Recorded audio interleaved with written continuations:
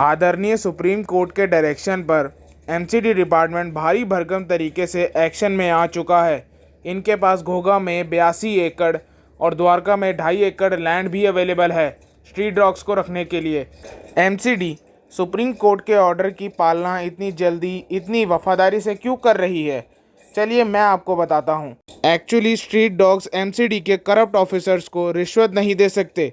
MCD को रिश्वत दिए बिना तो ठेले वाला भी अपनी सब्जी और फ्रूट सड़क पर नहीं बेच सकता। हमारे यहाँ जितनी अनऑथराइज कंस्ट्रक्शन हुई है सब एमसीडी को रिश्वत देकर ही हुई है। ऐसे में स्ट्रीट डॉग्स एमसीडी को बिना रिश्वत दिए कैसे सड़क पर पड़ा हुआ खाना खा सकते हैं, सड़क का पानी पी सकते हैं। फिर एमसीडी ऑफिसर्स ने सुप्रीम कोर्ट को यह भी तो दिखाना है कि वो अपने काम के प्रति कितने ऑनेस्ट और डेडिकेटेड हैं। अब कुत्तों ने रिश्वत नहीं दी तो कुत्तों को 100% सड़क से गलियों से हटाया जाएगा और फिर स्कीम बनाई जाएगी कि किस तरह से इन कुत्तों से पैसे कमाए जाएं। अरे भाई, आदत भी तो कोई चीज़ है, रिश्वत तो चाहिए, ऐसे नहीं तो वैसे आपको ये बताना भी बहुत ज़रूरी है कि माननीय सुप्रीम कोर्ट के ऑर्डर्स की करप्ट एमसीडी और एलएनडी ऑफिसर्स किस तरह से धज्जियां उड़ाते हैं।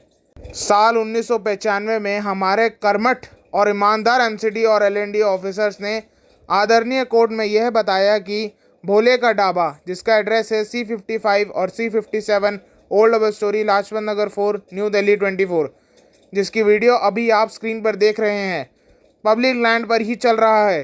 तो डबल बेंच की कोर्ट ने इसे हटाने के ऑर्डर भी कर दिए, लेकिन हमारे ईमानदार एमसीडी ऑफिसर्स को पुलिस फोर्स ही प्रोवाइड नहीं कराई गई और ये बेचारे भोले के ढाबे को नहीं हटवा पाए। देखिए, आप यहाँ पर इन एमसीडी ऑफिसर्स को करप्ट नहीं कह सकते क्योंकि वो अपनी फाइल की फॉर्मेलिटी पूरी रखते हैं। आफ्टर ऑल उन्हें कोर्ट में जवाब देना है, एक्सक्यूज़ जेन्युइन दिखाना ज़रूरी है। बट एनीवे, मामला और आगे गया। फिर से डबल बेंच ने ऑर्डर करे कि पब्लिक लैंड से इंक्रोचमेंट को पूरी तरीके से हटाया जाए। यह भी कहा गया कि जब एमसीडी ने 1994 में भोले के ढाबे को हटाने का डिसीजन ले लिया था तो अभी तक इसे क्यों नहीं हटाया गया और इसी कारण से उनके खुद के खिलाफ क्यों ना एक्शन लिया जाए, उनके खिलाफ एडवर्स रिमार्क्स क्यों ना किए जाएं कि एमसीडी कमिश्नर इनकम्पिटेंट हैं। 1994 में लिया गया डिसीजन वो 2001 तक इम्प्लीमेंट नहीं करा सके। इस सिनेरियो में कमिश्नर एमसीडी ने कोर्ट में ये एफिडेविट दिया कि भोले के ढाबे को पब्लिक लैंड से हटा दिया गया है। आपको हैरानी होगी कि कमिश्नर एमसीडी के इस स्टेटमेंट पर कोर्ट को बताया गया कि ये पब्लिक लैंड इंक्रोचमेंट यानी भोले का ढाबा तो अभी भी एग्जिस्ट करता है।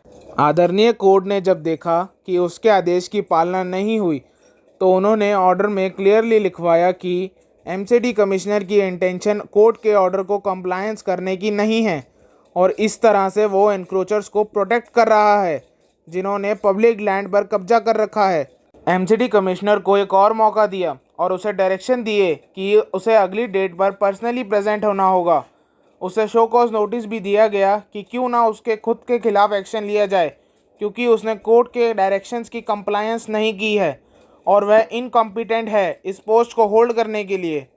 आपने आज तक सुना होगा कि कोर्ट में डेट पर डेट दी जाती है, बट एक्चुअली ये डेट दी नहीं जाती। कभी इस बहाने से, कभी उस बहाने से और कभी कोर्ट को गुमराह कर डेट मांगी जाती है और ज़्यादातर डेट मांगने वाले ये इनकैपेबल और करप्ट ऑफिसर्स ही होते हैं क्योंकि अगर वो ऐसा नहीं करेंगे तो उन्हें रिश्वत कैसे मिलेगी, रिश्वत वो भी लाखों में। रुपया इकट्ठा करने में और इन करप्ट ऑफिसर्स को देने में समय तो लगता ही है। ओवरऑल 1995 में हमारी आदरणीय कोर्ट ने इन अफसरों को डायरेक्शन दिए कि पब्लिक लैंड इंक्रोचमेंट यानी कि भोले के ढाबे को हटाया जाए। तो आपको आज मैं इस वीडियो के माध्यम से यह दिखाना चाह रहा हूँ कि एमसीडी और एलएनडीए के करप्ट ऑफिसर्स आज भी इस पब्लिक लैंड इंक्रोचमेंट को नहीं हटा पाए। जिस केस में साल 1994 में डिसीजन ले लिया गया था कि भोले के ढाबे को पब्लिक लैंड से रिमूव करना है, वह आज तक रिमूव नहीं हुआ। अरे भाई, हफ्ता जो पहुंचता रहता है तो यह बेचारे काम के बोझ के मारे किस तरह से पब्लिक लैंड इंक्रोचमेंट हटा सकते हैं। अब कुत्ते तो हफ्ता या मंथली रिश्वत नहीं दे सकते, तो भाई आगे आप खुद समझदार हो। तो जल्दी मिलते हैं अपनी नई वीडियो में।